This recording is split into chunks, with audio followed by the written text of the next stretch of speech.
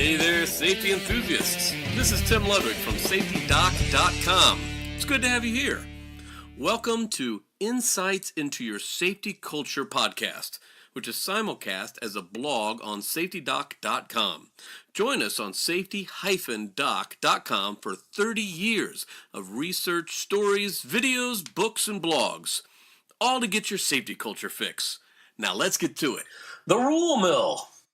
Rules are so easy to make, so easy that they proliferate, and the safety offices that produce them are often accused of being a rule mill because they continuously produce their rules of the month. So why do we create so many rules? One particular cog in our mill that causes us to create rules are incidents.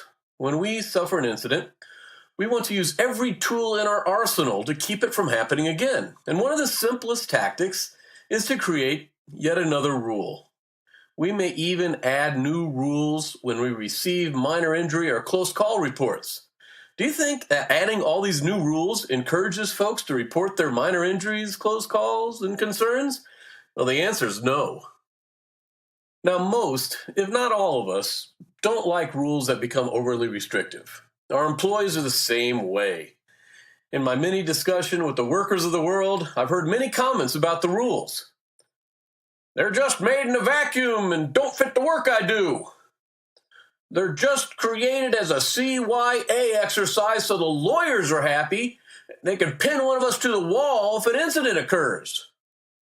These rules apply to me and add more layers of PPE to the point I can't move.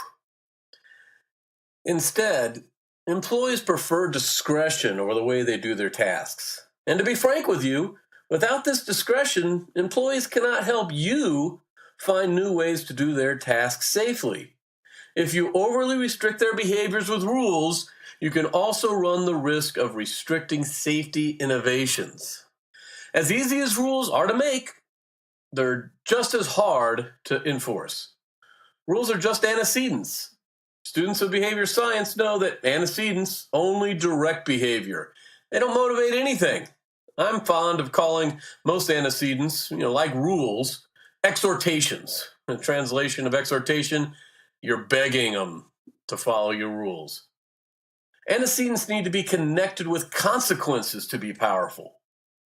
Incidentally, the behavior science, the term we use in behavior science for this is called rule-governed behavior.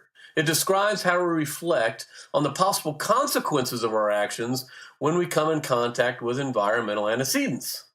Rules, as antecedents, therefore, they need to be related to something else to be effective, a consequence. Often, this something else is the threat of discipline. Discipline doesn't work, however, unless the disciplinarian is present.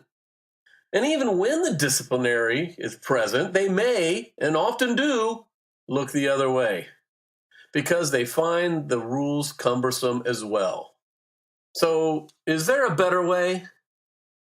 This is Tim breaking into this podcast to tell you about my book, Dysfunctional Practices That Kill Your Safety Culture. A manager finds himself on top of a stepladder. A woman removes the guard to her machine. A worker is not wearing her safety glasses in the plant. A rustabout uses a wrong size clamp instead of retrieving the right tool. A supervisor teaches a new worker to take a shortcut. A mechanic climbs on top of an active machine to find the oil leak. Why do these folks do these things? Is it because they're stupid? We'll find out. Read or listen to the first chapter of Dysfunctional Practices on SafetyDoc.com. Dysfunctional Practices available now on Amazon and Lulu.com. And now, back to our podcast. It's time for new rules for rules. Rules are designed to keep us safe and are made by well-meaning folks like you and I thinking through the potential risks of a job in the face of hazards. In the end, rules are good. They're good for all of us. So the pertinent question is, how do we get people to follow the rules? A good friend of mine, Steve Roberts, and I were traveling the world assessing the safety culture within large mines at a multinational mineral resources company. We saw a lot of variance between this company's sites, but one finding that was consistent across all the sites was that the mine's mill always had the most negative safety culture associated with the worst safety incident rates. For those of you who are not acquainted with mining, there are two main areas of operations. There are folks that drive down into the big holes that have been dug out through explosives and mega shovels. And when you go in these holes, either underground or above ground, you can see the hazards everywhere as you ride down into these pits. Respecting the rules in a pit can help you from being buried, crushed, or otherwise blown to bits.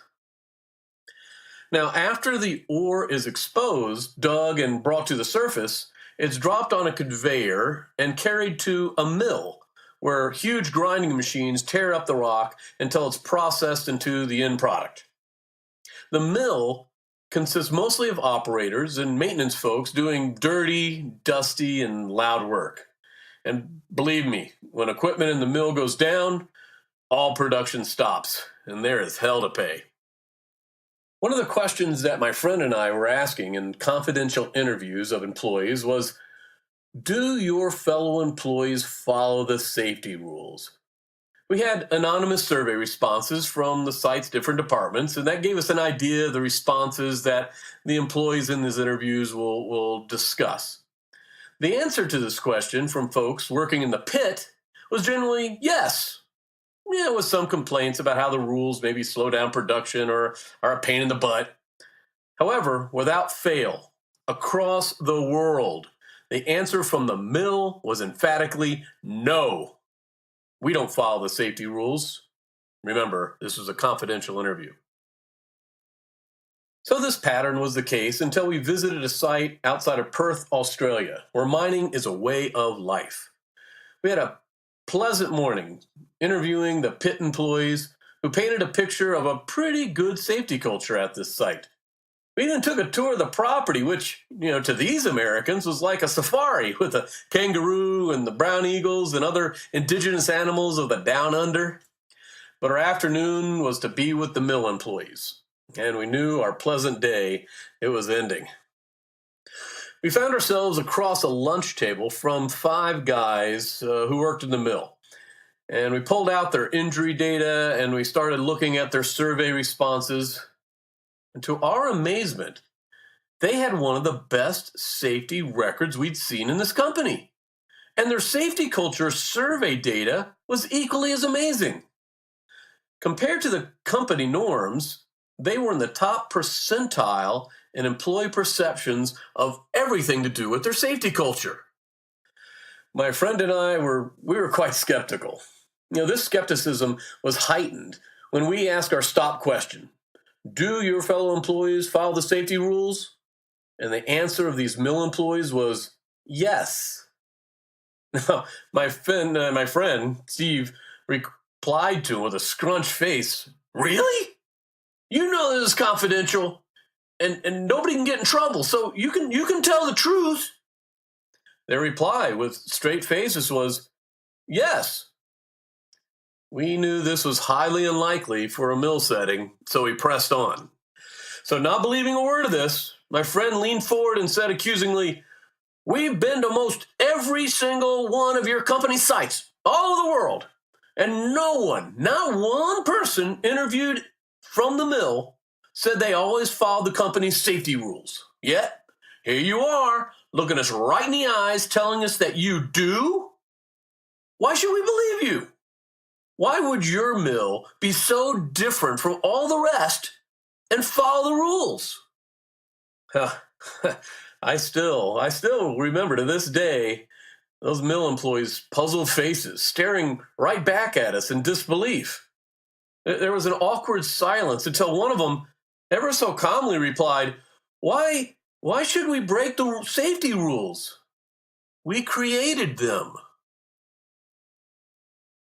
In all my years of studying behavioral safety, this had to be the most profound thing that I had ever heard.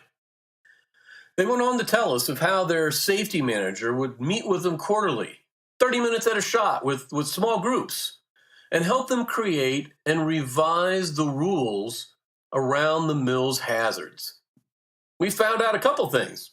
A, the rules were nimble and allowed for discretion when the situation didn't line up with the rule. And B, they constantly were trying to find new ways to do their tasks safer. And get this, C, we found out that the rules tended to be more stringent than the rules that were created by managers at other sites. And most importantly, we learned that the rules were followed and made the workforce safer. The data proved it. Rules. They turn us into police officers who go fishing for faults, compelled to catch the people breaking the rules. I've seen safety managers and operations supervisors intoxicated by this power. When you view the workforce through the lens of the rules, then you often fail to see the real context for their behavior. But when I think about that crew near Perth, Australia, in the mill, exactly on the other side of the globe from my home, I think a new approach to safety rules are in order. And the answer is yes, as simple as asking a question. This podcast is a production of SafetyDoc.com and is copyrighted by Timothy Ludwig, PhD. All rights reserved. For those small doses of inspiration, visit SafetyDoc.com. If you would like Dr. Ludwig to speak at your corporate or society safety function, simply use the contact link on SafetyDoc.com. Thanks for listening.